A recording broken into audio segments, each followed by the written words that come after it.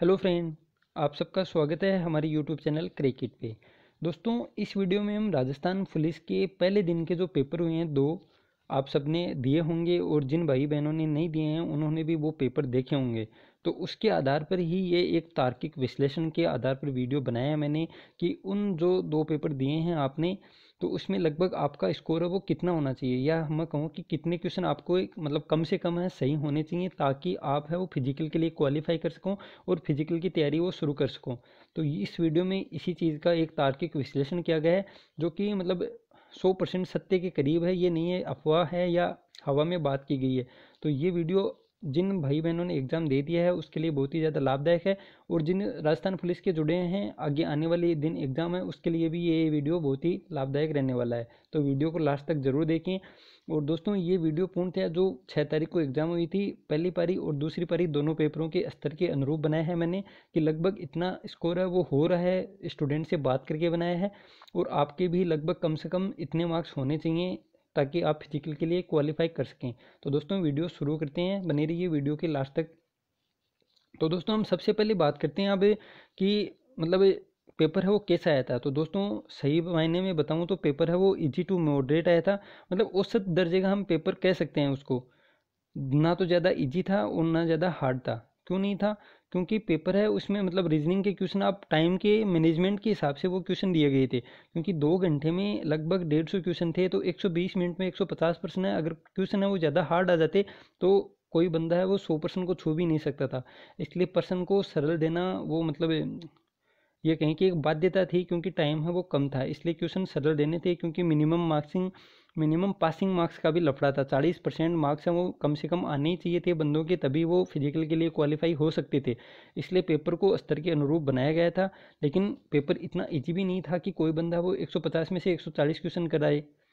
इतना ज़्यादा इजी भी नहीं था, क्योंकि बहुत ही ज़्यादा फैक्ट उसमें पूछे गए थे, बहुत ज़्यादा डेट से संबंधित क्वेश्चन थे, जिसमें मतलब अगर आपने पढ़ा हुआ है फिर भी आप कंफ्यूज हो सकते हैं। इसलिए बहुत ज़्यादा मैं उसको ये नहीं कहूँगा एकदम से ही इजी था। लेकिन हाँ, रीजनिंग के क्वेश्चन थोड़े इजी थे। और जैसे हम बात करें राजस्थान की हिस्ट्री है, ये पेपर भी मतलब थोड़ा सा इजी था, उससे संबंधित क्वेश्चन है वो ऊपर ऊपर से क्वेश्चन ज़्यादा आ गए थे, इसलिए हम इसको इजी कह सकते हैं। लेकिन मतलब कोई है होता है ऐसा लड़का भी या ऐसी लड़की भी जो मतलब ऊपर वाले छोड़ देते हैं, यार ये तो इजी है, ऐसा थोड़ी आएगा, ये डेट इतनी थोड़ी आएंगी। जैसे नाबार्ड की पूछ ले, बहुत बार एग्जाम में आता है नाबार्ड वाला क्वेश्चन, या जनसंख्या 10 वर्षों के बाद होती है। बहुत ही ज़्यादा इजी क्वेश्चन थे कुछ, लेकिन कुछ क्वेश्चन बहुत ही ज़्यादा हार्ड थे। जैसे डोसी पहाड़ी वाला क्वेश्चन आया था, वो शायद मैं ये नहीं कहता किसी का सही नहीं होगा, लेकिन बहुत कम बंदों का वो क्वेश्चन सही होगा। वास्तव में बहुत ही शानदार क्वेश्चन था, एक नया क्वेश्चन था डोसी पहाड़ी वाला। लेकिन यह है कि कुल मिला के क्वेश्चन है पेपर है वो बहुत ही शानदार था, मतलब टाइम को देखते हुए मैनेजमेंट के हिसाब से कि क्वेश्चन अगर कोई बंदा पढ़ के आया तो वो कम से कम 140% है वो कर सके, इस अनुरूप वो पेपर बनाया गया था। लेकिन फिर में हम बात करें कि मतलब लगभग जनरल कैटेगरी की अगर आप बात करें कि इसमें कितना स्कोर आपके लिए बेस्ट होगा, तो दोस्तों जनरल कैटेगरी के अंदर लास्ट टाइम आपने देखा होगा कट ऑफ वो लगभग हाईएस्ट किसी जिले की 53 गई थी, और सबसे लोवेस्ट मेरिट थी वो 30 नंबर के आसपास थी। लेकिन हम इस पेपर की बात करें, क्योंकि दोनों की तुलना इसलिए नहीं हो सकती कि उसका टाइम ज़्यादा था और पेपर का स्तर थोड़ा हार्ड था, ये पेपर थोड़ा इजी था, और इसमें मतलब रीजनिंग के क्वेश्चन थोड़े इजी थे, इसलिए इसमें कट ऑफ है वो थोड़ी सी ज़्यादा जाने की चांसेज है। लेकिन इतने भी ज़्यादा नहीं कि कोई कह रहा है यार मेरे 130 सही है, कोई 140 सही है, तो उससे उसके बाद आप ये कहोगे यार अच्छा है आपके 140 सही है, क्योंकि मन में टेंशन नहीं लेनी है। पेपर देने के पेपर जब जेके आते हैं तो सभी के 150 में से 140 सही होते हैं, लेकिन जैसे ही आंसर की आएगी 130 हो जाएंगे, और जैसे ही वो आंसर की मिला के फाइनल रिजल्ट आएगा तब 120 मिलेंगे। यही मैं बात आपको कह रहा हूँ, अगर आप जनरल कैटेगरी के अंतर्गत हैं तो कम से कम आपके क्वेश्चन है वो 115 से लेके 120 तक आपके क्वेश्चन है वो सही होने चाहिए। 115 से 120 क्वेश्चन है वो आपके इस पेपर में सही होने चाहिए, क्योंकि दोस्तों पेपर है वो थोड़ा इजी था। रीजनिंग वाले क्वेश्चन, कंप्यूटर वाले क्वेश्चन बहुत ही इजी थे, इसलिए आपके मार्क्स हैं वो कम से कम, मार्क्स नहीं दोस्तों क्वेश्चन बोल रहा हूँ मैं, कम से कम 115 क्वेश्चन के आसपास आपसे मतलब सही होने चाहिए, ताकि आप फिजिकली नहीं, आगे भी आपके जो फाइनल सिलेक्शन है वो होने के चांसेस हैं वो बहुत ज़्यादा बढ़ जाते हैं। 115 क्वेश्चन जनरल कैटेगरी से। और बात करूँ ओबीसी की, तो ओबीसी में दोस्तों आप ये मान के चलो कि इसे मतलब 3-4 क्वेश्चन आप कम मान लो, ओबीसी में हो जाएंगे ये क्वेश्चन 112 की समथिंग। और ईडब्ल्यूएस में आ जाएगा 110, ईडब्ल्यूएस में 110 के समथिंग है क्वेश्चन आपके कम से कम राइट होने ही चाहिए। 110 क्वेश्चन 55 मतलब मार्क्स बनते हैं, मैं फाइनल सिलेक्शन की बात कर रहा हूँ दोस्तों। फिर भी कई बंदे हैं वो कमेंट करेंगे यार तेरे को कुछ पता ही नहीं है, ये नहीं पता है। दोस्तों मैंने बात की है बहुत सौ के, लगभग उत्कर्ष क्लासेस के जो 5 मॉडल पेपर थे उसमें से भी बहुत क्वेश्चन आए हैं।